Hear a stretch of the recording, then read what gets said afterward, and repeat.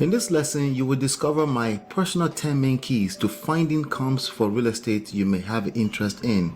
But first, please do me 3 favors. Hit the like button until it turns blue in the face to tell the algorithm that the video is live. 2, don't forget to subscribe and turn on the notifications in order to get alert when I do release these videos. 3, tell me in the comment area what topic you would like me to cover in the next video. My name is Ola and I'm the author of 2 books, Smart Real Estate Wholesaling and Real Estate Money Secrets. You can download absolutely for free at www.smartrealestatewholesaling.com. I am also the creator of myEmpirePRO and the 11 days challenge quick start guide, which you can access at www.11dayschallenge.com.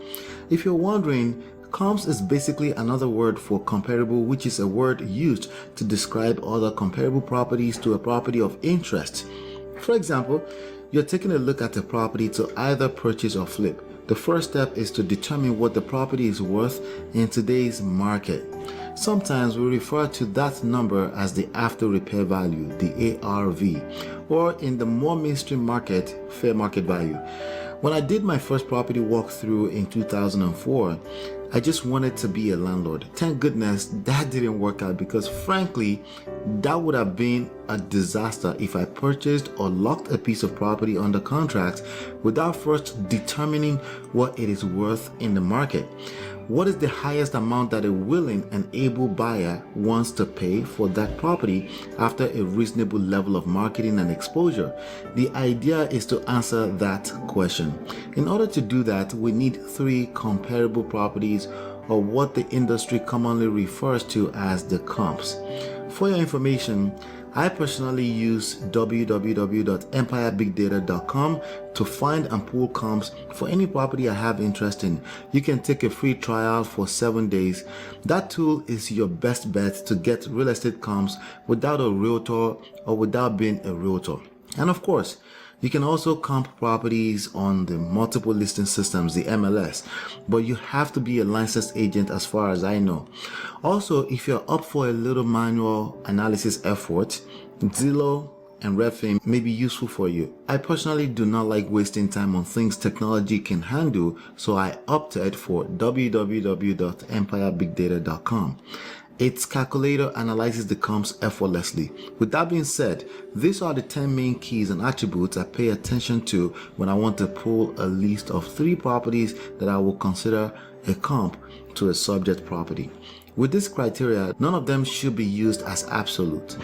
However, the closer a criterion is to that of the subject property, the more valid it is. This is a financial decision being made. Be careful. 1. Subject property. We need to know the physical address of the property you'd like to comp. It's not good enough to have the city or zip code only, because any city can have different types of neighborhoods. 2. Sale date range. You need to determine what date range you want to pull comps from. A property sale that happened 2 weeks ago is much more of a valid comp than one that happened 4 years ago. 3. Size. Square feet. When pulling comps for a property, you want to use a comp within the same range of usable area and overall size of the property. The size of the landed area also matters. We like the comp size to be within plus or minus 10% of the subject property size. 4. Distance, miles. Real estate is still about location, so the closer the comp is to the subject property of interest, the better. We like to keep this within 1 mile radius of the subject property or less. 5. Number of bedrooms. If your subject property has 3 bedrooms, the first step is to look for comps that also have 3 bedrooms each. They are more comparable. The only time you're allowed to use comps that have 4 bedrooms is when there are no comps with 3 bedrooms. In that case, the next most comparable will be 4 bedrooms. 6. Status. Depending on the purpose of the evaluation you're performing, you want to pick the appropriate comps from the right status. Status could be active, sold, pending, expired, etc. In evaluating a piece of property for the purpose of investing, always pull comps with the status sold. Somebody actually paid for the property and not just speculation from a potential seller, which is what you may see with active listings as comps. 7. Property class. It doesn't matter if your comp property looks exactly like the subject property. If it is not under the same class as the subject property, you cannot use it as a comp. For example, many doctors' or attorney's office buildings can look like a replica of a residential building in many neighborhoods.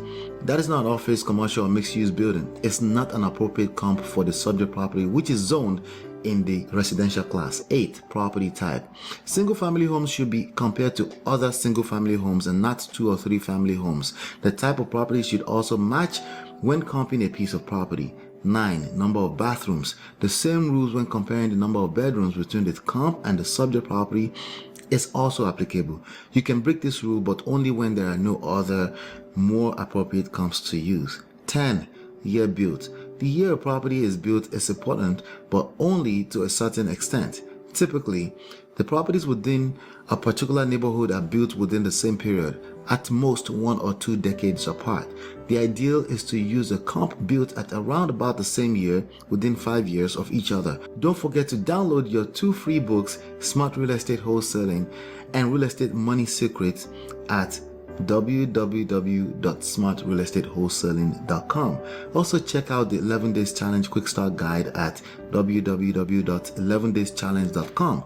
Check out the next video on the screen for more information about making money from home with real estate. No cash for capital, credit, license, or experience necessary.